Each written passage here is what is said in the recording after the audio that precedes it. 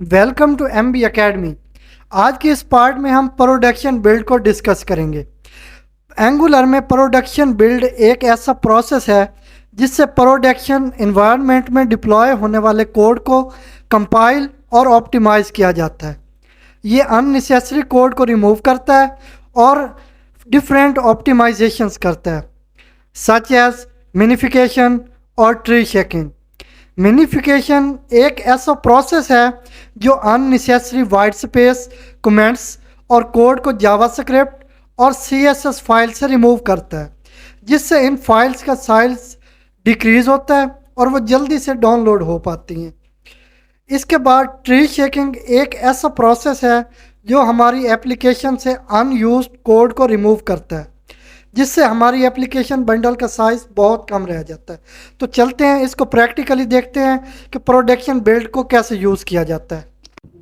तो यहाँ हमारे पास डेस्कटॉप पे एंगुलर के नाम का एक फ़ोल्डर है, इसको ओपन करते हैं। इसमें हमने कुछ प्रोजेक्ट क्रिएट किए हुए हैं, तो इनमें से टास्क के प्रोजेक्ट पे हम काम करेंगे। तो इसको ओपन करने के लिए हम कमांड प्रॉम्प्ट को ओपन करेंगे। उसके लिए अपर बार में CMD एंटर किया, जिससे कमांड प्रॉम्प्ट हमारे पास ओपन हो जाएगी। तो यहाँ पे हम CD टास्क की कमांड देंगे, जिससे हमारा प्रोजेक्ट का फोल्डर ओपन होगा, और कोड डॉट की कमांड से हम इसे कोड एडिटर में ओपन करेंगे।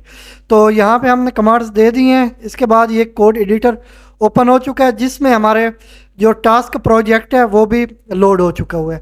तो यहाँ पे हमारे पास SRC का फोल्डर है, तो पहले वेलकम को क्रॉस कर लेते हैं।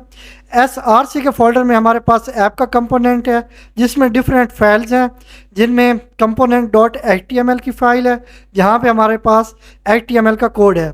इसके बाद कंपोनेंट डॉट TS की भी फाइल है, जिसमें हमारे पास डायनामिक डाटा का कोड है। इसके बाद कंपोनेंट डॉट स्पेक्स हैं, जहाँ पे हम टेस्ट राइट करते हैं।